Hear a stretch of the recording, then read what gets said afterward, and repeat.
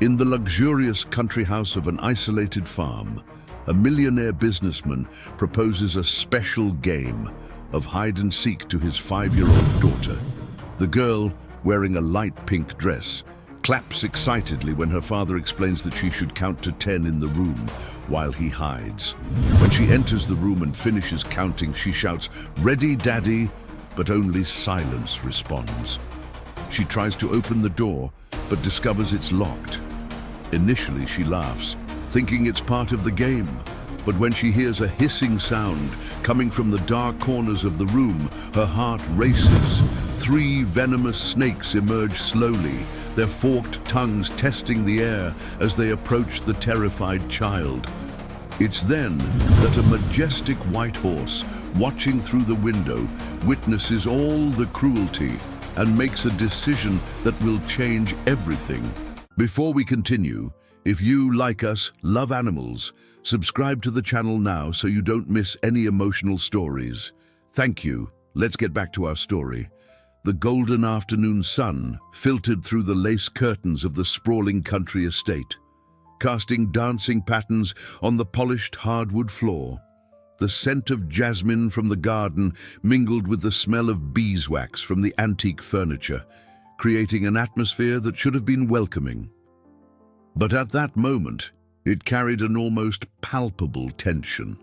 Madison, at 5 years old, was playing with her porcelain doll on the Persian rug in the living room, her wavy blonde hair cascading over the light pink dress her stepmother had picked out for her that morning.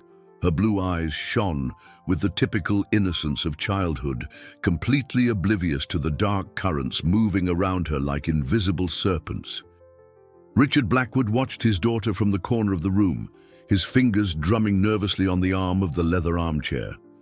At 42, the real estate tycoon had built an empire through cold calculations and ruthless decisions, but he had never faced a dilemma as disturbing as the one that had been consuming him for the past few months. The shrill voice of Helena, his second wife, still echoed in his mind like an implacable hammer. "She is a constant reminder of your past, Richard. My friends ask about her, and I don't know what to say. An illegitimate child doesn't exactly fit with our social standing. You need to handle this once and for all." Madison looked up, feeling the weight of her father's gaze. She smiled with the purity only children possess, waving a chubby little hand. "Daddy, will you play with me?" "Annabelle is sleepy," she said, showing him the doll with a maternal care that was surprising for her age. Richard felt something twist in his chest, a strange sensation he quickly tried to suffocate. He couldn't afford sentimentality. The decision had already been made. The preparations were complete. 3 weeks of meticulous planning couldn't be wasted on a moment of weakness. "I have a better idea, kiddo," he said, forcing a smile that didn't reach his dark eyes. "How about a game of hide-and-seek? Daddy loves that game." Madison's eyes lit up like stars. She clapped her hands with enthusiasm, making the doll dance in her arms. "Really, Daddy? You never play with me. This is going to be amazing." The girl's genuine joy was like a stab to his conscience, but Richard had already crossed a line from which there was no return. Helena had made it clear. It was either her or the child. And he couldn't lose everything he had built because of a mistake from his past. "But this will be a special game," he continued, his voice taking on a tone that tried to sound conspiratorial and fun. "You're going to count to 10 in your room, very slowly, while Daddy hides. Then you can look for me all over the house. Sound fun?" Madison jumped for joy, the doll falling forgotten onto the rug. "I can count to 20 if you want. I learned in preschool." "This is going to be the best game ever." The innocence in her voice was like acid in his throat, but Richard held firm.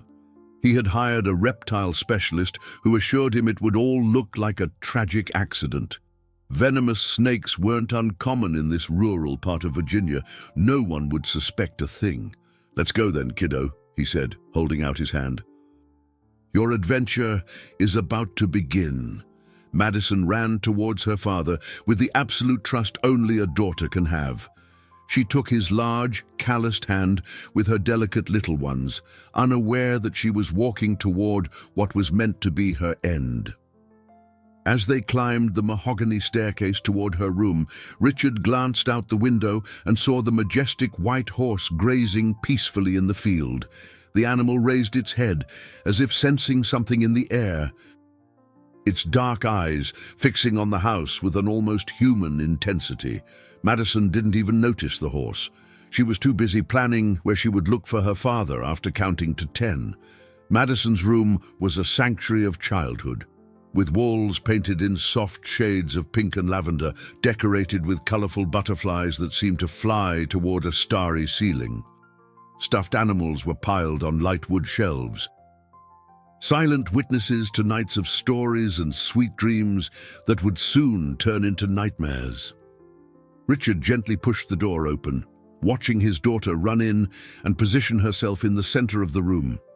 She twirled around, her arms open like a ballerina, absorbing every detail of the space that was to be her final refuge. "Remember the rules, Madison," he said, his voice betraying only a slight tremor that the girl failed to detect. "You count to 10 very slowly. With your eyes closed, when you're done, you can look for Daddy all over the house, but you can't leave the room before you finish counting."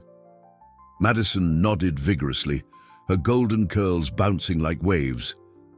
"Can I use my fingers to count? My teacher said it helps me not to make mistakes." "Of course, kiddo. Use as many fingers as you need." She went to the center of the room, squeezed her blue eyes shut with theatrical force, and held up her chubby little hands. "I'm ready, Daddy. You can go hide." Richard backed away slowly toward the door, his right hand already gripping the special key he had made weeks ago. It was a perfect replica of the original, but with a mechanism that allowed it to be locked from the outside without a sound. Every detail had been meticulously planned. "One!" Madison's sweet voice echoed through the room, full of expectation and joy. He took another step back, crossing the threshold. His heart was pounding, not with remorse, but with anxiety for everything to go according to plan. 2, 3. Madison counted with the dedication of a child who takes her responsibilities seriously, wiggling her fingers in the air. Richard held the doorknob with extreme care. He couldn't make any noise that would betray his true intention. Helena was in the city, attending a charity gala that would provide her with the perfect alibi.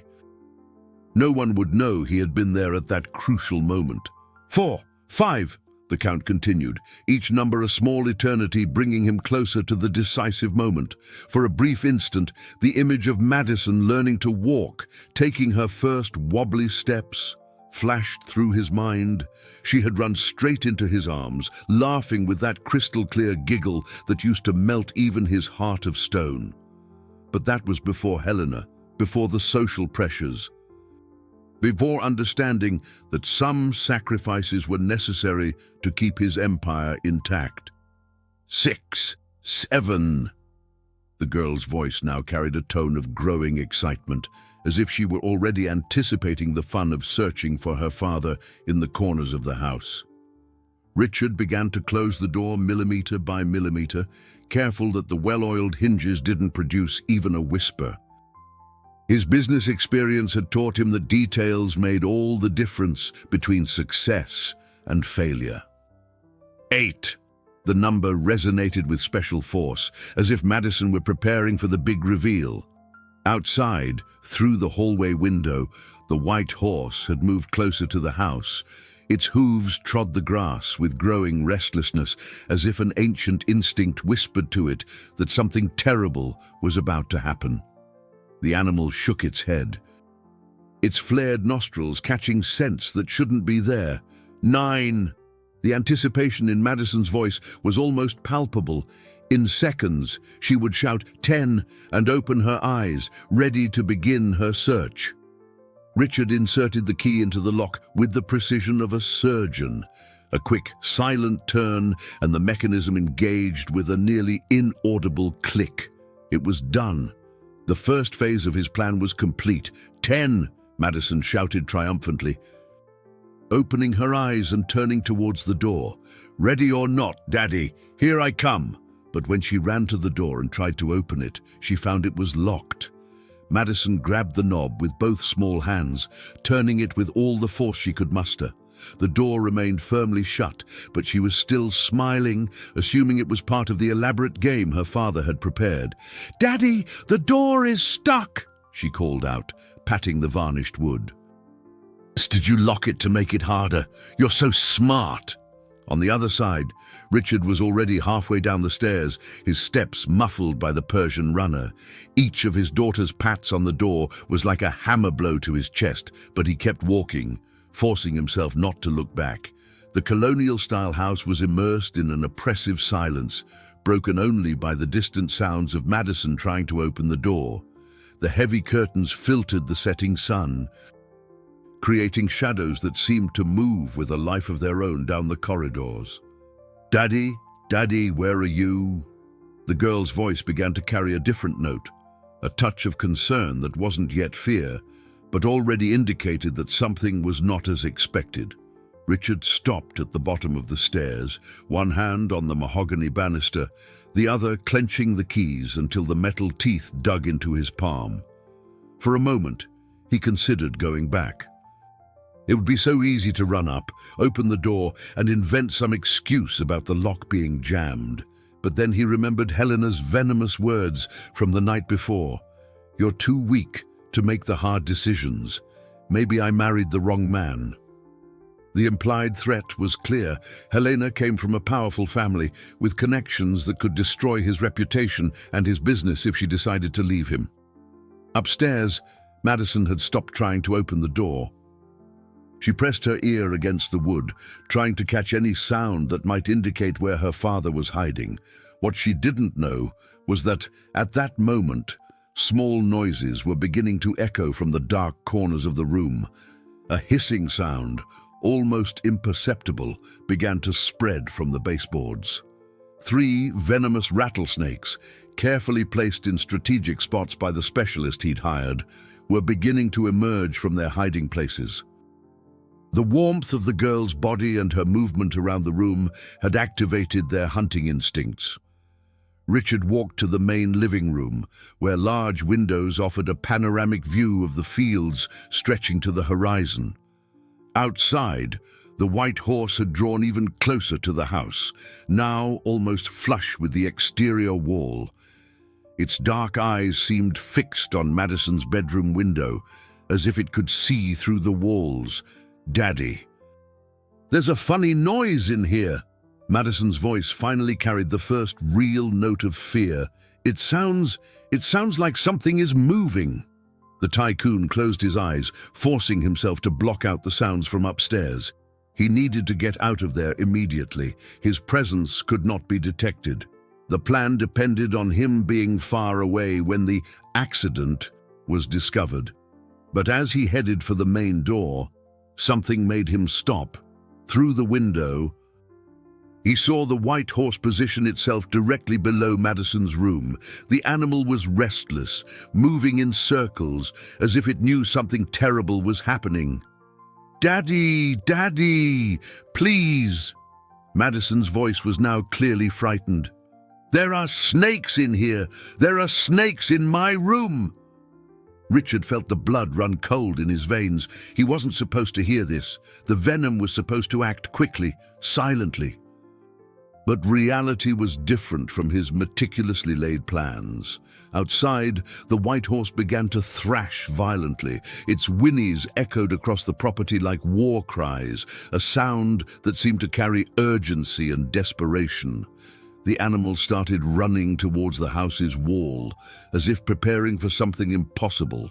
Madison was trapped in her own room, the snakes approaching slowly, their movements hypnotic and deadly. And outside, a white horse was preparing to defy all laws of nature, to save an innocent child it didn't even know. The first impact of hooves against the exterior wall sent a tremor through the entire colonial structure. Richard jumped, as if he'd been hit by an electric shock, his eyes widening in disbelief. Through the window, he saw the majestic white horse backing up a few feet before charging the wall again with a force that defied all logic. Upstairs, Madison had shrunk into a corner of the room, her back pressed against the wall of painted butterflies that now seemed to mock her desperate situation. The three snakes moved with the deadly grace that characterizes predators, their forked tongues tasting the air, pinpointing the heat and fear emanating from the small, trembling body.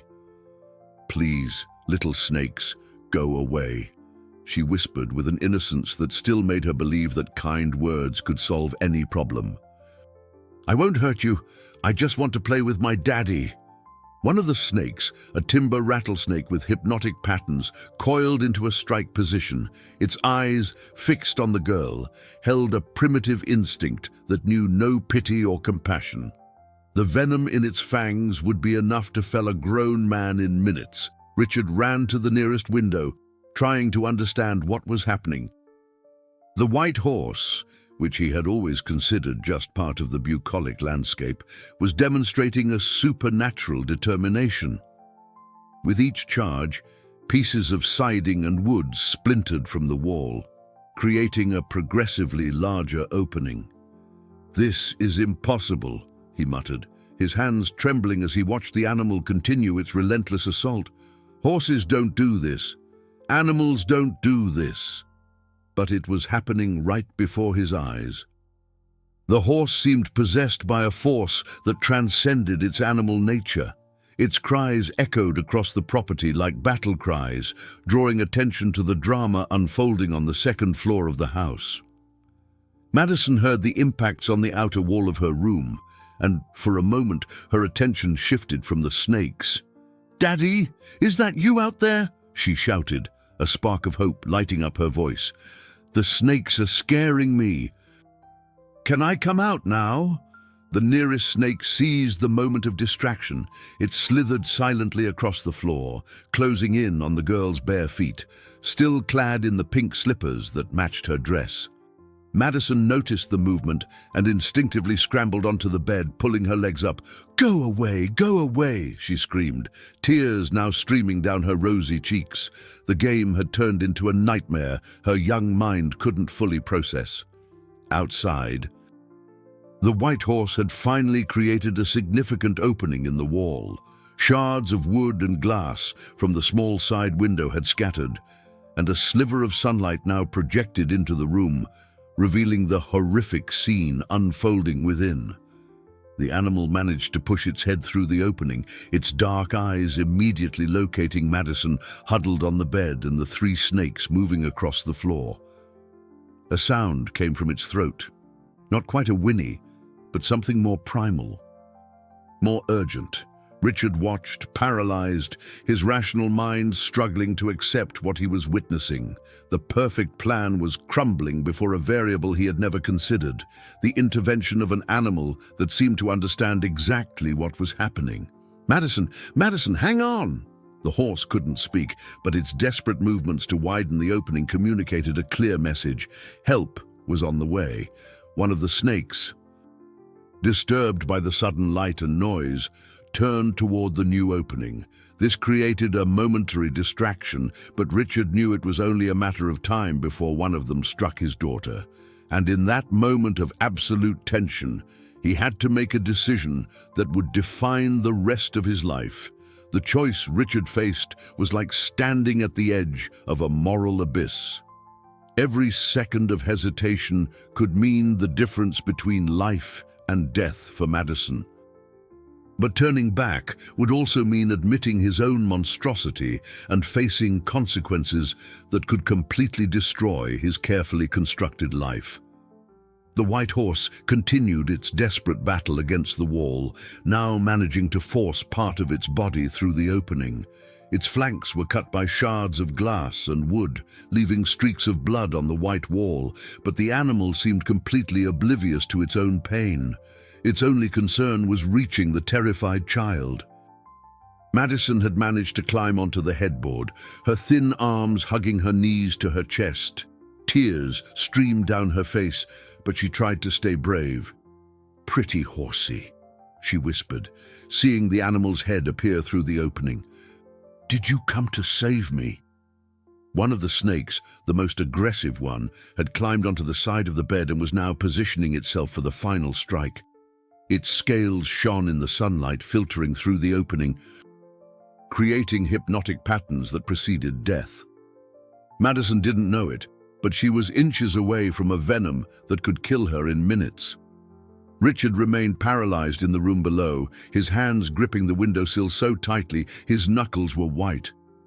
His calculating mind tried to find a third option, a way out that required neither sacrificing his daughter nor destroying his own life.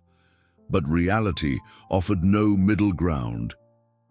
The horse finally managed to push completely through the opening, landing in the room with an impact that made the floorboards groan. Its imposing presence instantly transformed the dynamics of the room.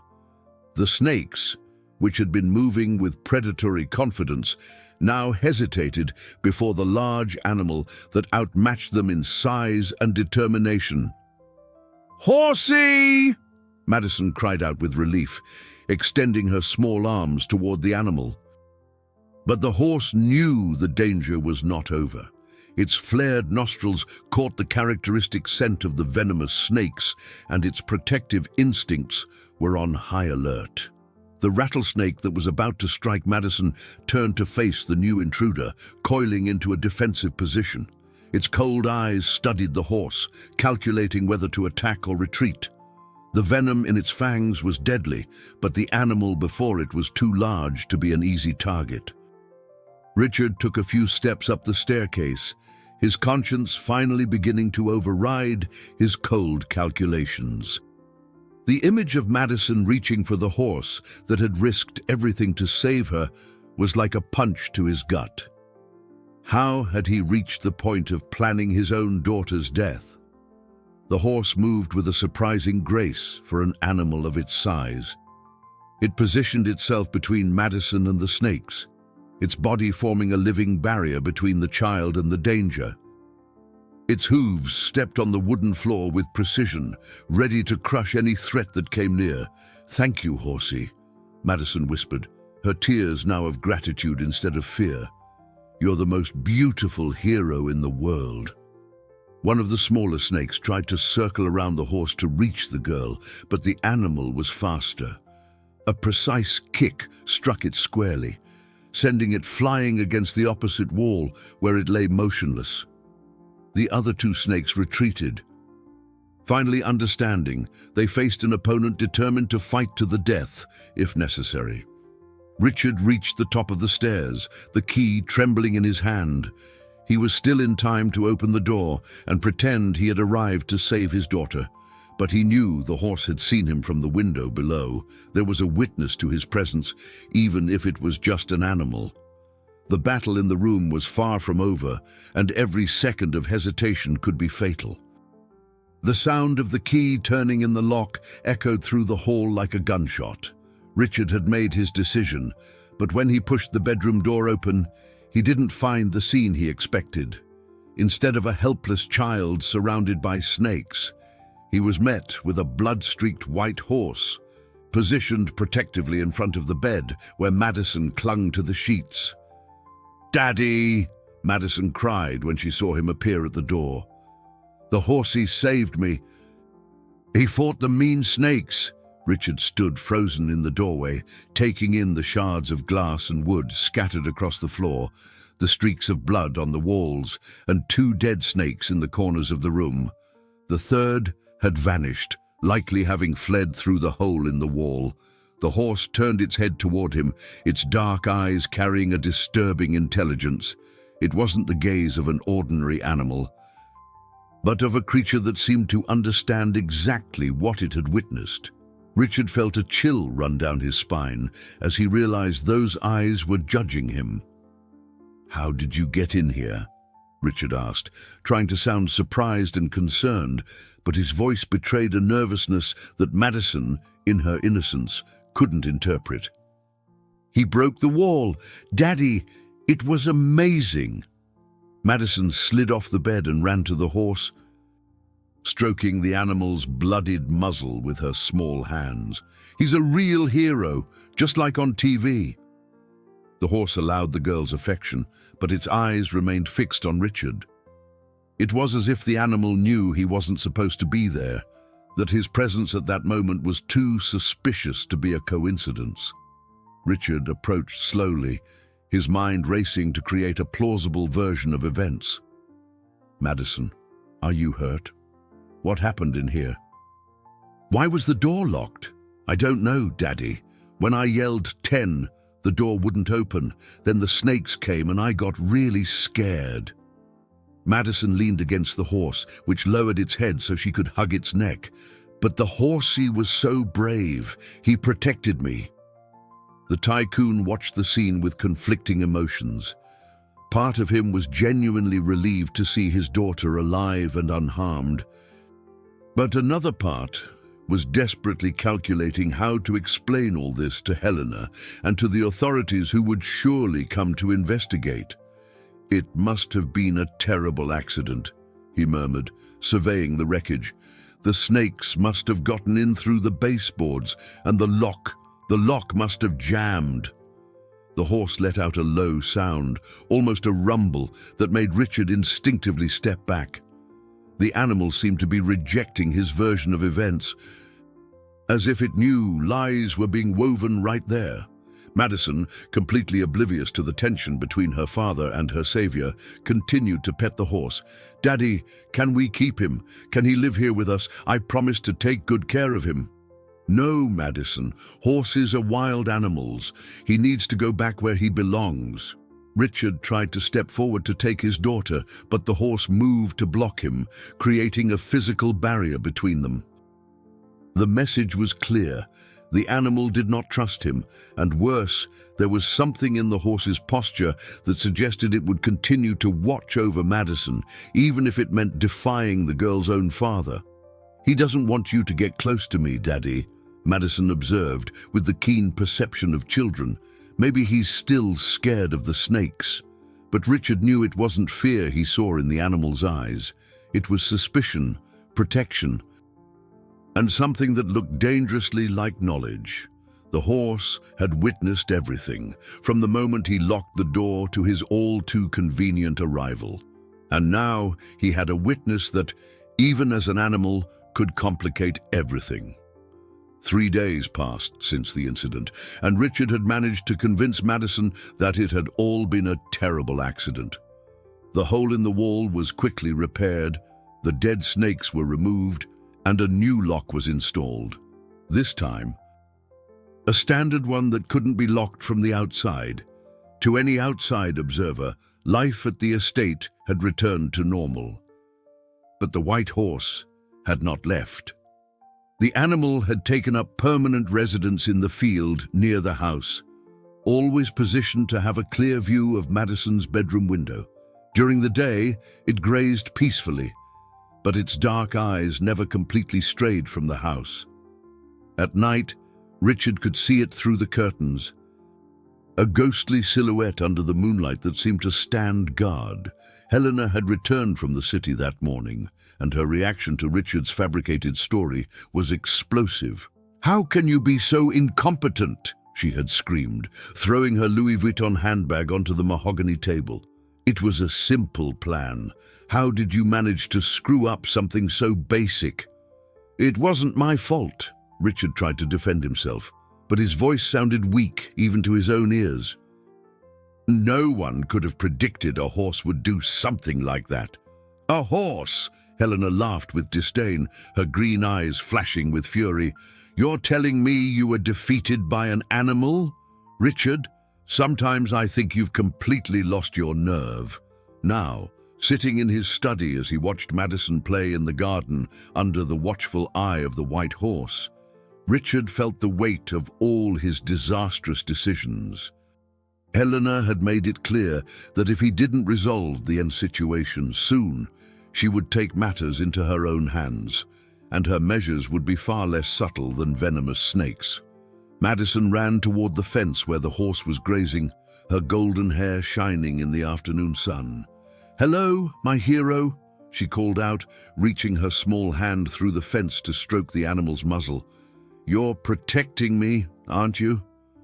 The horse responded with a soft nicker, lowering its head to allow her to pet it. It was a scene of pure tenderness that should have melted any heart, but it only heightened Richard's anguish. It was then that the unthinkable happened. Madison was so engrossed in playing with the horse that she didn't notice the snake that had survived the attack 3 days earlier. The rattlesnake had hidden in the garden, wounded but not dead, waiting for an opportunity to finish what it had started. The snake emerged from the nearby bushes, its movement still hampered by its injuries, but with enough venom to be lethal. Madison's back was turned, completely vulnerable, as the snake prepared for its final strike. The horse saw the danger first. With a war cry that echoed across the entire property, the animal leaped over the low fence with a grace that defied its powerful build. Its hooves hit the garden soil just as the snake lunged for Madison's exposed ankle. The impact was brutal and precise. The horse's hooves crushed the snake against the stone path, but not before it managed to sink one of its fangs into Madison's ankle. "Ow!" Madison cried out, more from surprise than pain, looking down to see 2 small puncture wounds on her pale skin. "Daddy, Daddy, the snake bit me." Richard bolted from his study, his heart pounding in his chest. When he reached the garden, he found Madison sitting on the ground, holding her ankle as tears streamed down her face. The horse was beside her, nuzzling her hair and making low sounds of comfort. "Madison!" Richard knelt beside his daughter, examining the bite. 2 small punctures, already beginning to swell, with a worrying discoloration around them. "Don't move, sweetie. Daddy will take care of everything." But when he looked up, he was met with the accusing gaze of the white horse. And this time, the message was unmistakable. The animal knew he was responsible for all of it. The rattlesnake's venom began to take effect with alarming speed. Madison, who had initially just been whimpering from the pain of the bite, was now pale and drowsy, her breathing becoming increasingly labored. Richard carried her into the house, but his hands were shaking so much he nearly dropped her on the steps. "Call the hospital!" he yelled at Helena, who had appeared in the living room with an expression of annoyance rather than concern. "Now, it's a snake bite." Helena watched the scene with calculating eyes. "Perhaps it's best to let nature take its course," she murmured, too low for Madison to hear, but loud enough for Richard to understand her intent. "Are you insane?" Richard snarled, his eyes bloodshot. "She could die." "And solve our problem," Helena replied coldly. "This time, you don't have to do anything. Fate is handling it for us." For a moment, Richard was paralyzed by his wife's glacial cruelty. For all these months, he had convinced himself he was acting under her pressure. But now he realized Helena was capable of a coldness he had never imagined. Madison moaned softly in his arms, her skin growing colder. "Daddy, I'm sleepy, but it's a weird sleepy," she whispered with difficulty. It was then that Richard heard the sound of hooves on the porch. The white horse had leaped over the wooden steps and was now insistently striking the front door with its 4 hooves. Its whinnies were urgent, almost human in their emotional intensity. "What an annoying animal," Helena grumbled. "Someone should put that pest down." But Richard was watching the horse's behavior with a dawning understanding. The animal wasn't just agitated, it was trying to communicate something. Its movements were deliberate, directional, as if trying to point him in a specific direction. "He wants me to follow him," Richard murmured, a revelation forming in his mind. "Don't be ridiculous," Helena snapped. "It's just a stupid animal. Let's let the girl rest and—" "No," Richard interrupted with a firmness that surprised even himself. "I'm following the horse." He rushed to the door. still carrying Madison in his arms. The horse immediately stopped its pounding and stood beside him, looking directly into his eyes. For a bizarre moment, Richard felt as if he were communicating with a creature of ancient wisdom. The horse began to walk toward the fields, constantly looking back to ensure Richard was following. Its steps were measured, careful, as if it knew it carried the responsibility of saving a life. Madison was growing heavier in his arms, not because she was gaining weight, but because his own strength was failing. The guilt he had suppressed for so long now hit him in successive waves. "Where are you taking us?" he asked the horse, as if expecting a verbal reply. The animal quickened its pace slightly, heading for a part of the property Richard rarely visited. There, hidden among a grove of pine trees, was a small wooden building he had completely forgotten. It was the old local veterinary clinic. Dr. Henry Morgan had served the animals in this rural area for over 30 years before retiring 5 years ago. Richard vaguely remembered that the man had stayed in the area, but he'd never given it much thought. The horse stopped in front of the clinic's door and turned to Richard, its eyes conveying a clear message. "Here. This is the salvation you're looking for." Madison was almost unconscious now, her small body trembling in her father's arms. Time was running out. Richard pounded desperately on the wooden door of the old clinic, Madison growing ever more fragile in his arms. The white horse stood beside them, its nostrils flared as if it could sense the urgency of the situation. When no one answered immediately, Richard began to shout, "Help! Please, someone! My daughter's been bitten by a snake!" Hurried footsteps echoed from inside the building, and the door swung open to reveal a man with graying hair and kind eyes behind gold-rimmed glasses. Dr. Henry Morgan, at 65, maintained the upright posture and alert expression of someone who had dedicated his entire life to saving lives. "My God," he murmured, quickly assessing Madison's condition.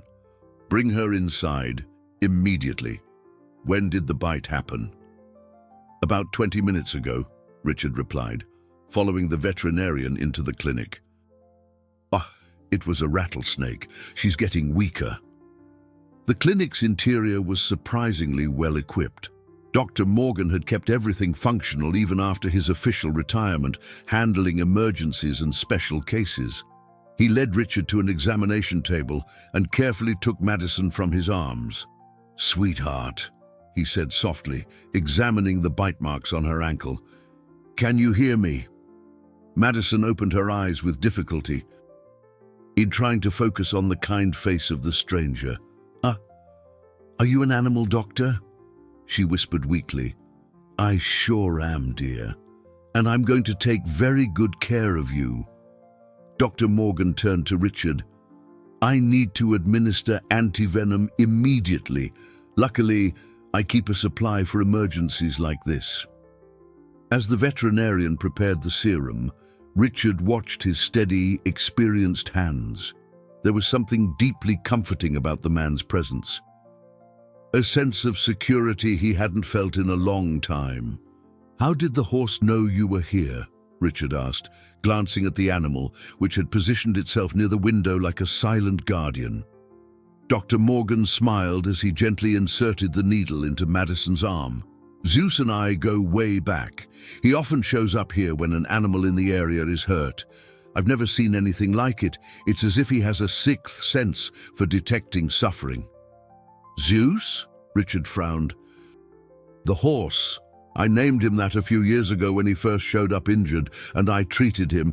Ever since, he's acted as an unofficial protector for all the animals and children in the area." The vet paused, studying Richard's face. "Though this is the first time he's brought a child here like this." Madison began to breathe more easily as the antivenom took effect. Her cheeks regained a bit of color, and she managed a weak smile when she saw Zeus through the window. My hero is there," she murmured. Dr. Morgan finished administering the serum and began to carefully clean the wound. "She's going to be okay," he told Richard. "The anti-venom is working, but she needs to be observed for the next few hours to make sure there are no complications." It was then that the vet noticed something odd about Zeus's behavior. The horse was clearly agitated, moving restlessly near the window and occasionally casting intense glares at Richard. There was something in the animal's posture that suggested distrust. "It's curious," Dr. Morgan commented casually as he continued to tend to Madison. "Zeus is usually very sociable with people who help animals or children, but today he seems wary." Richard felt a knot in his stomach. "Animals can be strange sometimes," he tried to explain. "True," the vet agreed, but his experienced eyes continued to observe the interaction between the man and the horse.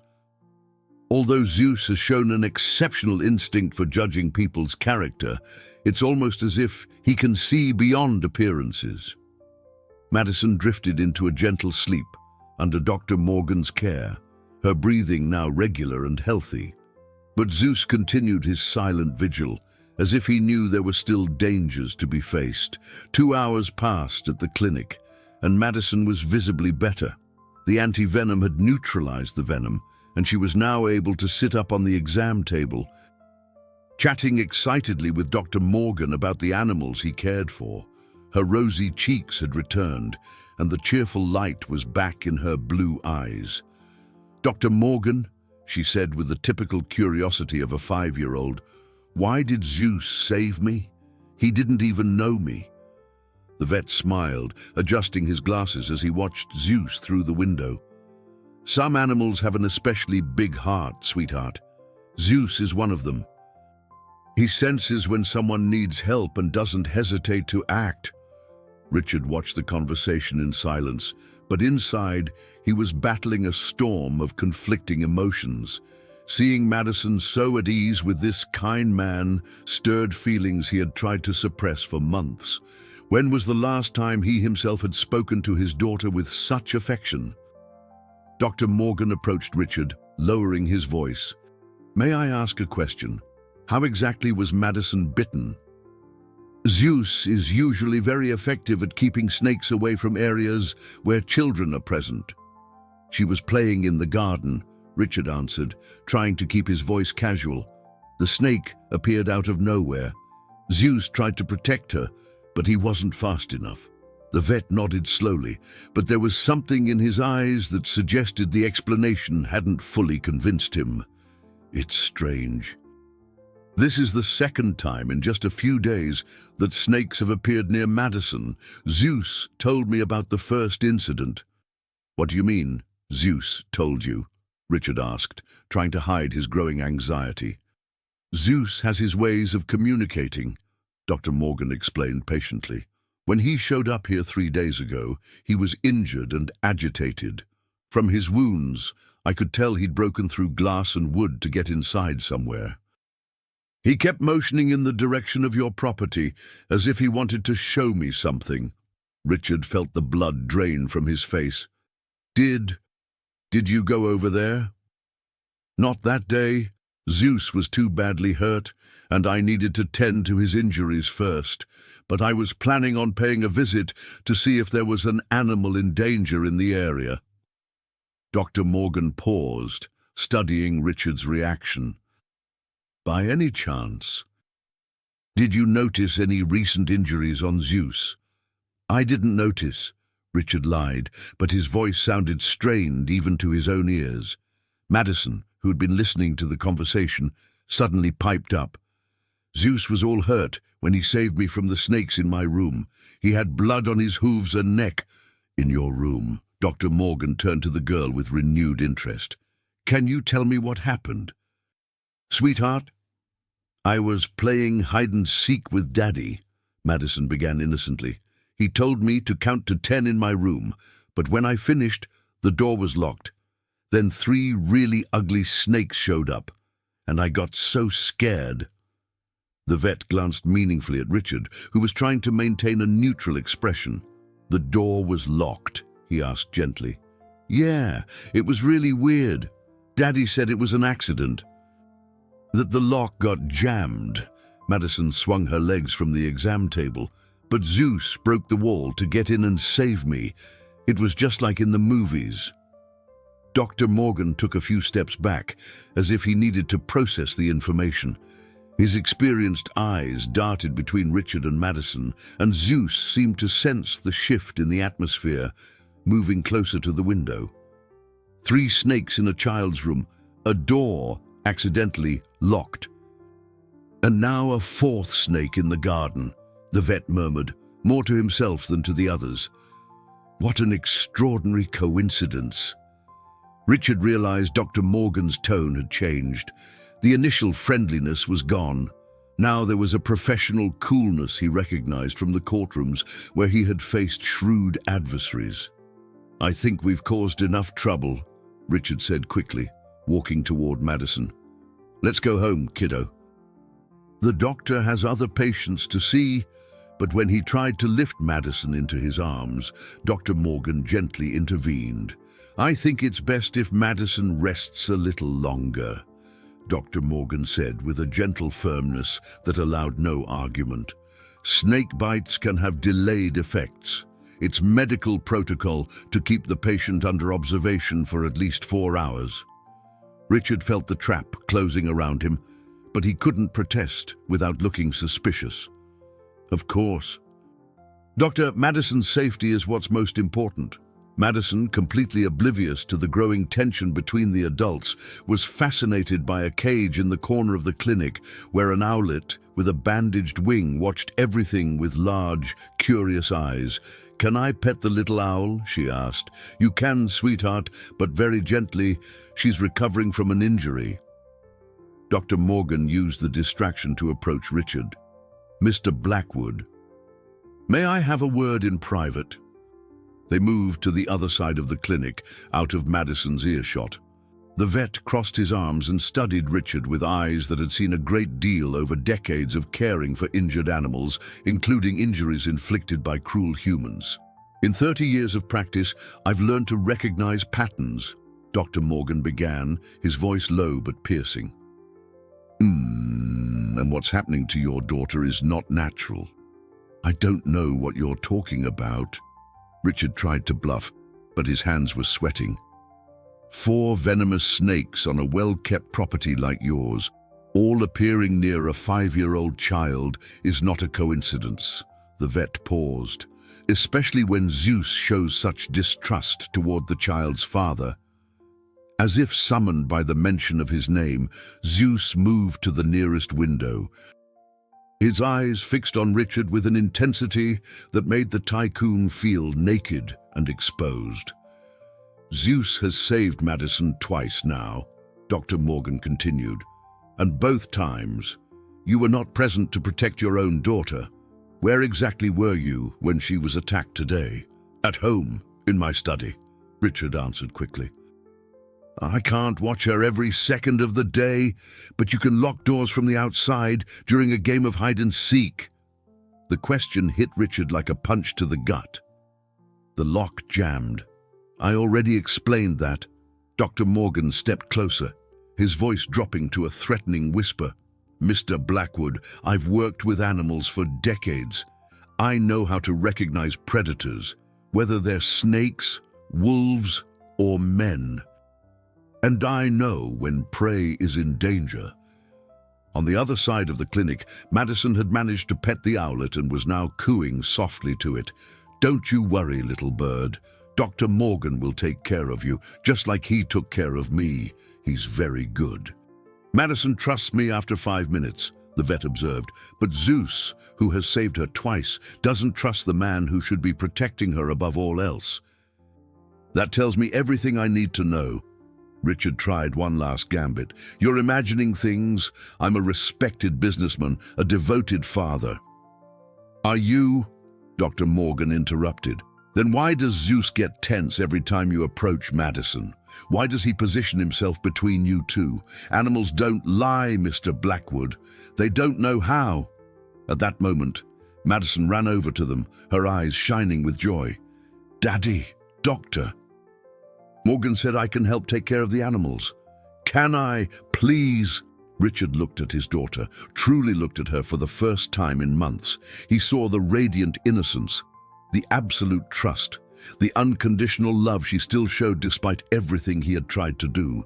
And for the first time since Helena had entered his life, he felt his heart break. "Madison," he began, his voice choked with emotion, "what would you think about staying here with Dr. Morgan for a few days, like a special vacation?" Dr. Morgan raised an eyebrow, surprised by the unexpected suggestion. "Really, Daddy? Can I?" Madison clapped her hands. It would be the best adventure ever. But Zeus did not relax his vigilant stance. The horse knew there were still dangers lurking. The next morning, Richard returned to the clinic with a heavy heart and a decision that had cost him a sleepless night. Madison had slept soundly in the attached quarters Dr. Morgan kept for emergencies, protected by the constant presence of Zeus, who had stood guard outside her window. But Richard was not alone. Helena had insisted on accompanying him, her green eyes gleaming with a coldness he now recognized as pure malice. She wore an immaculate white dress and expensive jewelry that clashed with the rustic simplicity of the veterinary clinic. "Do we need to handle this today?" she had said over breakfast. "That vet is asking too many questions, and the girl is talking too much. If you won't take action, I will." Dr. Morgan met them at the door, but his friendly expression soured the moment he saw Helena. Zeus, who was grazing nearby, snapped his head up and began to pace, as if an internal alarm had been triggered. "Good morning." Dr. Morgan greeted them coldly. "Madison is just getting ready to help feed the animals. She has a natural talent for caring for injured creatures." "How lovely," Helena said with a smile that didn't reach her eyes. "But it's time to take our daughter home." "Our daughter," Dr. Morgan repeated, noting the possessive pronoun. "I understand you're the stepmother." "I am Richard's wife," Helena answered haughtily. "Now, Madison is my responsibility as well." Zeus began to circle the group in ever tighter rings, his low whinnies carrying a warning tone that made Dr. Morgan glance between them with growing alarm. Madison appeared at the door just then, carrying a bowl of fresh water for the animals. When she saw Helena, her smile faded slightly. "Hi, Helena," she said politely, but without the enthusiasm she showed Dr. Morgan. "Hello." "Madison," Helena replied with the artificial sweetness she used in front of others. "We missed you terribly. It's time to come home." "But I wanted to help Dr. Morgan a little more," Madison protested softly. "He said I have a special way with the animals." "Nonsense," Helena cut in sharply, her mask of kindness slipping for a moment. "A child belongs at home, not playing with filthy animals." Zeus stopped circling and fixed his dark eyes directly on Helena. The sound that came from his throat wasn't a whinny, it was almost a growl, a sound a prey animal shouldn't be able to make. Dr. Morgan noted the immediate change in the horse's demeanor. "It's interesting," he commented casually. "Zeus is usually very sociable, but he doesn't seem to care for you." "I don't care for the opinions of mindless animals," Helena retorted with disdain. "But I do," Dr. Morgan said firmly. "Especially when it concerns the safety of a child." The tension in the air became almost palpable. Richard stood in silence, looking back and forth between his wife, his daughter, and the man who had saved Madison's life. His hands trembled slightly as he realized the moment of truth had arrived. "Dr. Morgan," he began, his voice hoarse with emotion, "I need to tell you something about what really happened to Madison." "Richard," Helena hissed as a warning. But he ignored her. "The snakes, they weren't an accident." The words came out like a confession torn from the depths of his soul. I planned it all." The silence that followed was deafening. Madison looked at her father with innocent confusion, not fully understanding the meaning of his words. Dr. Morgan took a step back, his hand instinctively moving to shield the girl, and Zeus stepped forward, positioning himself between Madison and those he now clearly identified as a mortal threat. The confession of Richard echoed through the clinic like a clap of thunder on a clear day. Dr. Henry Morgan immediately knelt down to Madison's level, creating a physical barrier between her and the couple.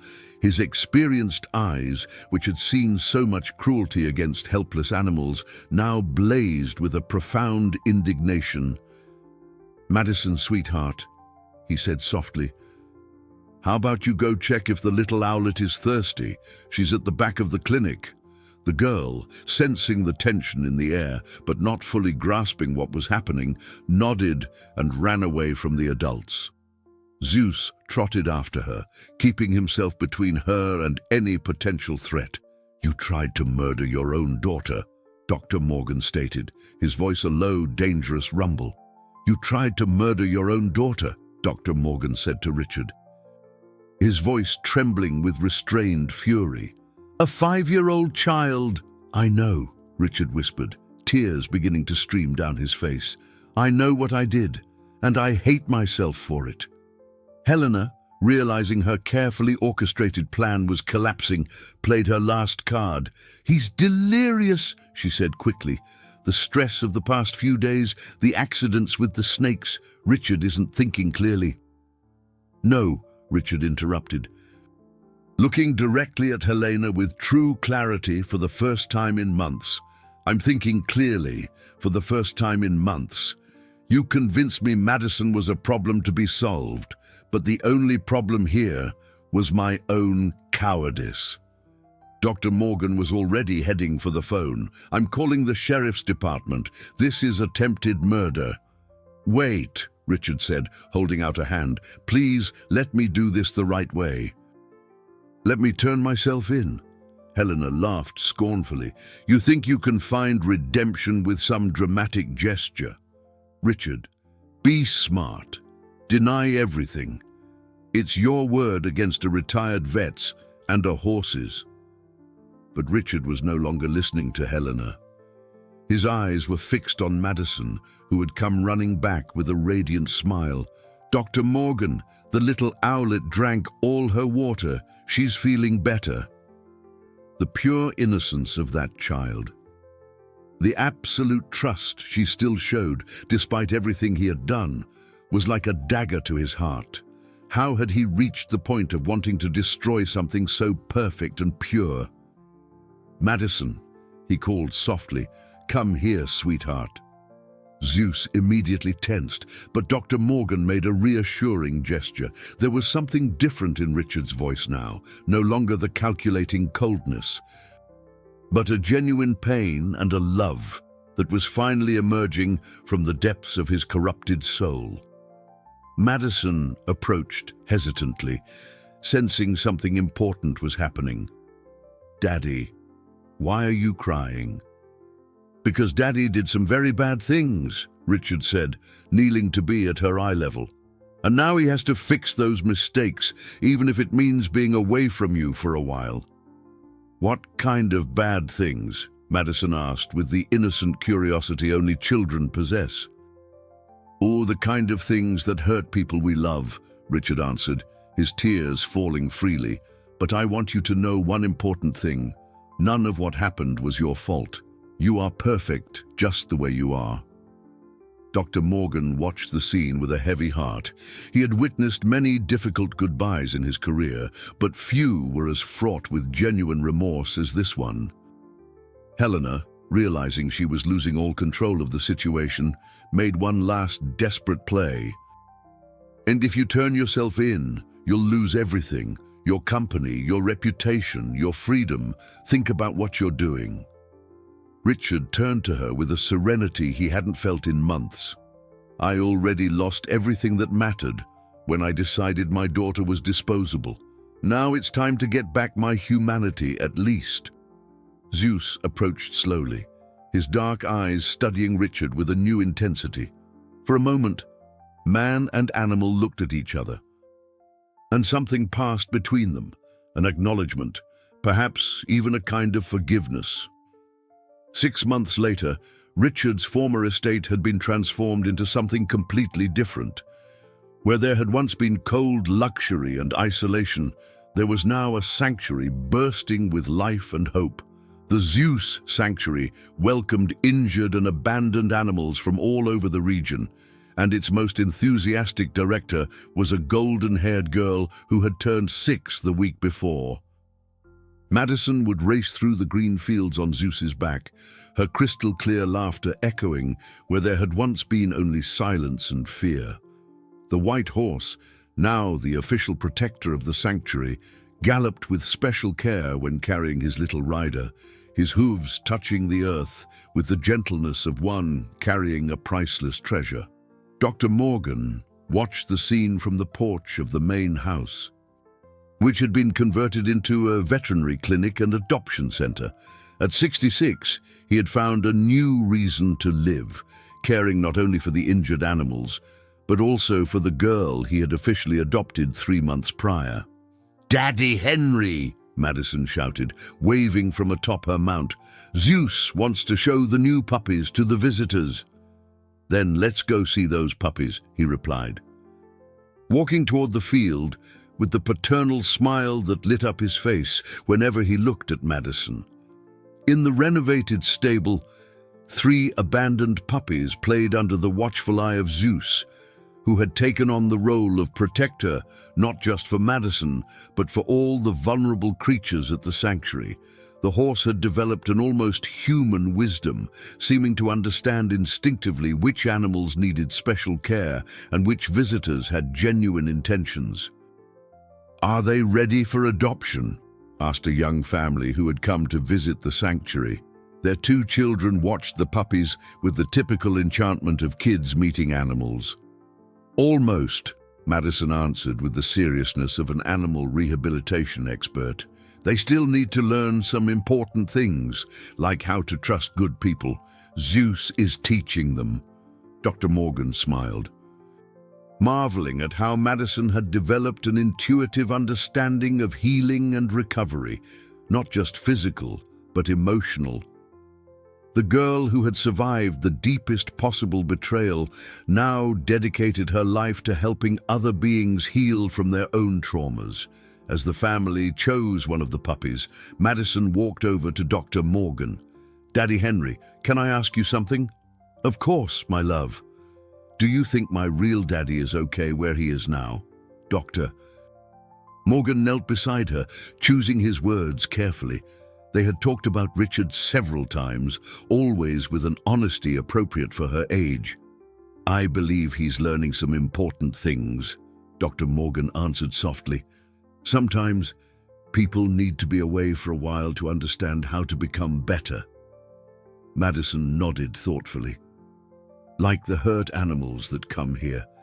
They're scared at first, but then they learn there are good people in the world. Exactly like that, sweetheart." Zeus came closer and lowered his head so Madison could hug his neck. The horse had become far more than a protector. It was a living symbol that even in the most desperate situations, kindness and courage could triumph over malice. In the distance, over the hills that separated the sanctuary from the city, Richard watched the scene through the bars of his cell. He had lost everything: fortune, status, freedom. But for the first time in years, he felt a kind of peace. Madison was safe, loved, and protected. Zeus continued to be her guardian, and Dr. Morgan offered her the paternal love he had been unable to show. In the letters he wrote to Madison, letters Dr. Morgan read first to decide if they were appropriate, Richard spoke of regret, of true love, and of how sometimes the most unlikely people become heroes when the world needs them most. Madison played until sunset, caring for the animals, teaching the puppies to trust again, and riding Zeus through fields where wildflowers now grew instead of just ornamental grass. When the stars began to appear in the sky, she said goodnight to the animals and ran home, where Dr. Morgan was waiting with hot chocolate and a new story about brave animals. Zeus remained in the field for a few more minutes, his majestic silhouette outlined against the starry sky. Then, as he had done every night for the past 6 months, he positioned himself near Madison's bedroom window, standing guard as she slept, safe and loved. The horse that had defied all laws of nature to save an innocent child now lived in a world where its courage had created something beautiful, a place where the wounded could heal, where the abandoned found a home, and where a girl who should have been a victim of cruelty had become a symbol of hope and renewal. And every morning, when Madison woke up and ran to hug Zeus, the horse knew that every wound it had suffered, every risk it had run, had been worth it to protect the radiant smile that now lit up not only its life, but the lives of all the beings who found refuge in the sanctuary. The story that had begun with the darkest of betrayals had transformed into the most luminous of redemptions, proving that true love and genuine courage always find a way to triumph, even when they come from the most unexpected places.